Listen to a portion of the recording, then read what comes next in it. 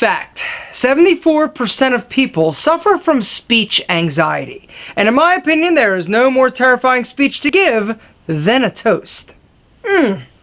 Sure, presentations at work are rough, but for the most part, you know everybody in the room. You also get props. You've got slideshows, you've got graphs, you've got PowerPoint presentations to keep you on track. But a toast, this is a totally different ball game, and the chance for you screwing it up royally goes up exponentially if you've been drinking heavy, you're super nervous, or you haven't prepared. Everybody's been there. You're at a function, somebody gets up, you're like, all right, what is this guy gonna say? And you can tell it's going nowhere good fast. They start rambling, going down, you can't even follow them. You can literally look around the room and see people glancing at each other. It's not because this guy's super charming, it's because, oh my God, somebody shut off the microphone. But if you simply learn some toast basics, right? Some basic fundamentals of giving a dynamic toast, you, my friend, are going to be the guy that people are patting on the back afterwards, coming up like, man, I wish I could deliver toast like that, because it's going to happen. Gentlemen, today we're talking about toast basics so you can tear up your next toast. Toast tip number 1. Remember why you're there, to say nice things about that person, not this person. So many times, people get up there and they start doing and talking and toasting, and they're talking about themselves, all right?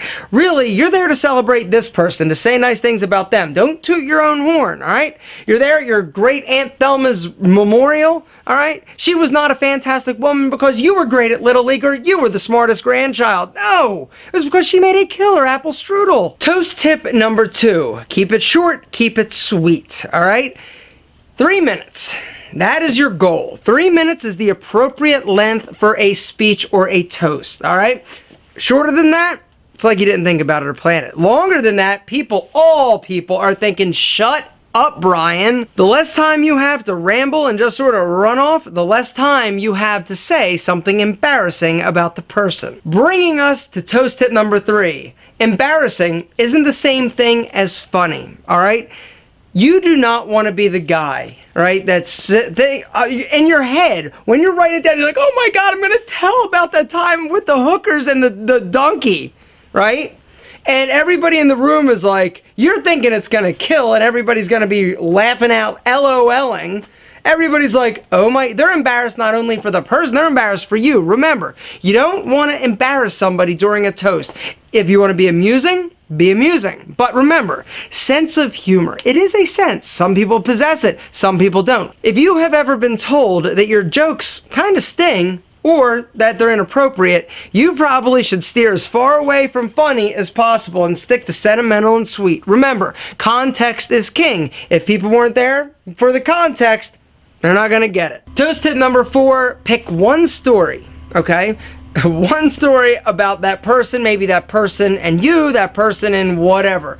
Don't pick multiple stories. So many times you'll be listening to a toast and it's like story, right into story, right into story, and everybody's like, I just want to get drunk and dance. Guys, one story. Toast tip number 5, write it down and practice, not right before. All right, this is something, if you're really preparing to knock it out of the park and do a great job, you've got to practice, you've got to prepare. All right, write it down, rehearse it. But one thing that really drives me crazy, when people say, practice in front of a mirror. Have you ever actually tried that? That is the hardest thing in the world, because you're looking at yourself, you're watching your mouth, you can't remember anything. Never practice giving a speech in front of a mirror as far as I'm concerned. That is horrible advice. Write it down and practice again. Guys, the more you practice, the more you're going to be ready to knock it out of the park. But you can only, and I need to stress this, you can only knock it out of the park if you don't get too intoxicated before you actually deliver the toast.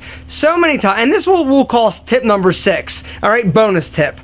Too many times I see people that get absolutely trashed beforehand because they're nervous, right? Giving a toast is nervous, or nerve-wracking. Giving a speech, nerve-wracking, all right? And what do? They just start pounding booze. All of a sudden they get up and they are like, Jimmy, I need a beer. You know what I'm talking about. You've probably been there. You've probably seen it.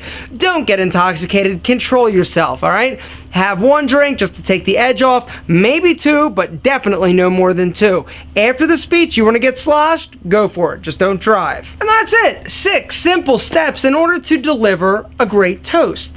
Guys, being able to get up in front of a large group of people and deliver something, a message, a toast, a speech, is one of those skills that most people don't do well. If you can master it, if you can figure out a way to push down the feelings of insecurity and being scared, you're going to be amazed at how powerful and impactful that toast or speech will be. Gentlemen, to your health.